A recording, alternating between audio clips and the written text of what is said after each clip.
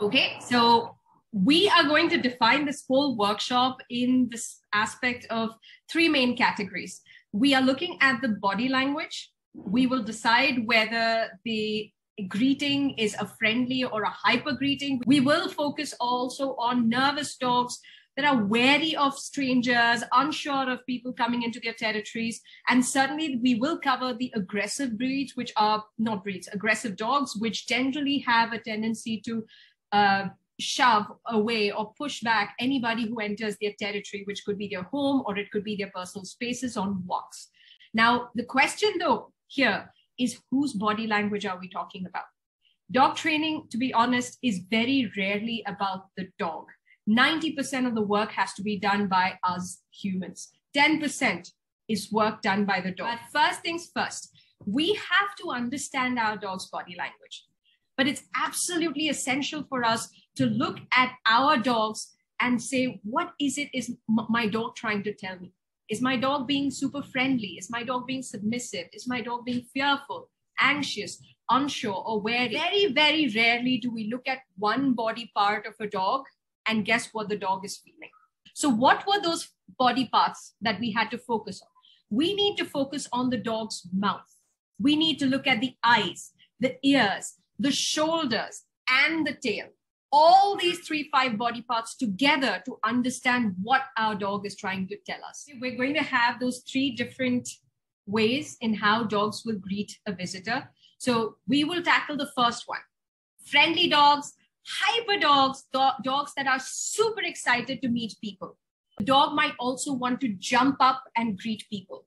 Dogs jump up basically to make closer eye contact with us. They want to sniff our mouths. They want to sniff around us. So most of the times the jumping is a form of greeting.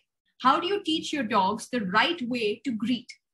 Okay, there's no magic fix here. And I'm not going to give you just one option. Like us, every single dog is different. To manage this behavior on a walk, what are things you could do? Easy ones, lazy ones, turn away. You're seeing a trigger, walk away. Another option that generally works is something called scatter feeding. If you're in a busy street, however, where you can't scatter feed, I would give you an option to try something called a distraction mode. Do something unusual in the pace of your walk for the dog to start paying attention to you. You appear far more interesting than that approaching trigger at that point in time. What do you do when you're home? Okay, you have guests coming over and you have a dog that is just barking and rushing towards the door and jumping at people in a very friendly manner. Don't join the barking fest that your dog is having right now. Your dog's going, wow, wow, wow, wow, wow. If you go around saying, shush, stop it, go, stop it, no, stop it, stay there, sit down, stay. All the commands that you've taught your dog, if they come out of your mouth, not going to help. Why I say treat bowl, lazy parent options, there are no commands involved here. Okay, it's as simple as conditioning my dog to stay away from the door. If, however, you want to teach a dog to stop in its tracks and not jump up on another person, we teach our dogs what we call the stop command or the emergency wait command. So ideal combination is there's a treat outside your door, your guest comes in, stop, throw the treat. That's as simple as getting your dog to realize I have to stop in my tracks. I don't have to run towards my guest and jump up on them. In fact, I stop and I turn around and there are treats around me. Another option for you is scatter feeding. Somebody's coming towards the front door.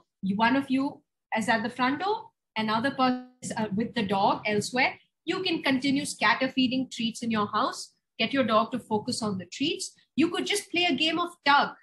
While there's a person coming in, if your dog enjoys playing a game of tug, bring out the tug rope and start playing a game of tug. If your dog likes to play fetch, start playing fetch.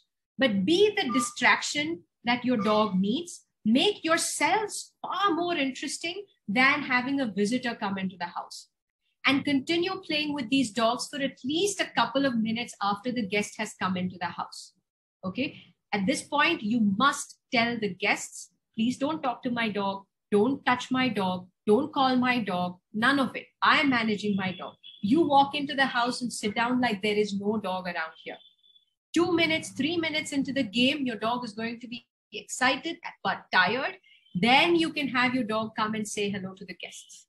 teach our dogs first not to charge towards the door and jump on people. How would we do that? We use treats. We throw them behind the dogs. We teach the dog a stop command. We tell people, don't pay attention to this person walking through the door.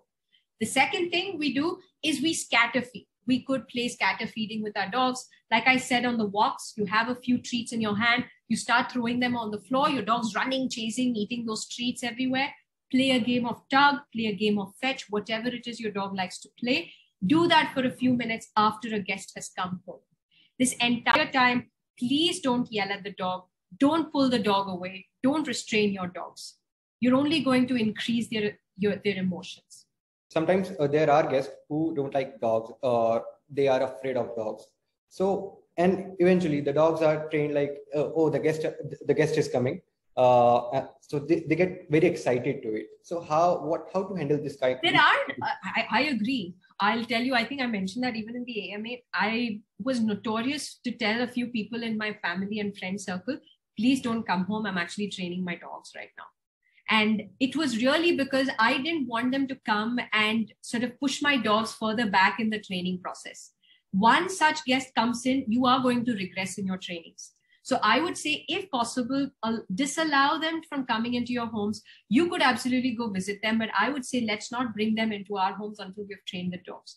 If that is not possible, however, there are things that you could do. And I didn't bring that up in the classes today, but some things you could do are, you could continue playing with your dog. Keep your dog on a leash with you at all times, on a loose leash. But as long as your dog is by your side, you continue playing a gentle game of tug with the dog. If this means for half an hour, as long as the guest is there, this requires me to play gentle tugging with my dog, great.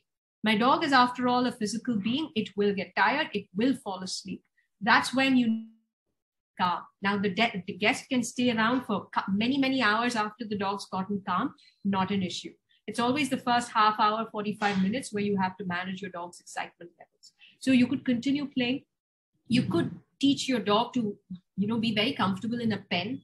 So pen training is one where the dog has its space of its own. It has its toys, it has its food, everything in there. But they are very happy in that pen and they're not coming outside to greet the guests. That's a very safe space for dogs. You could consider pen training.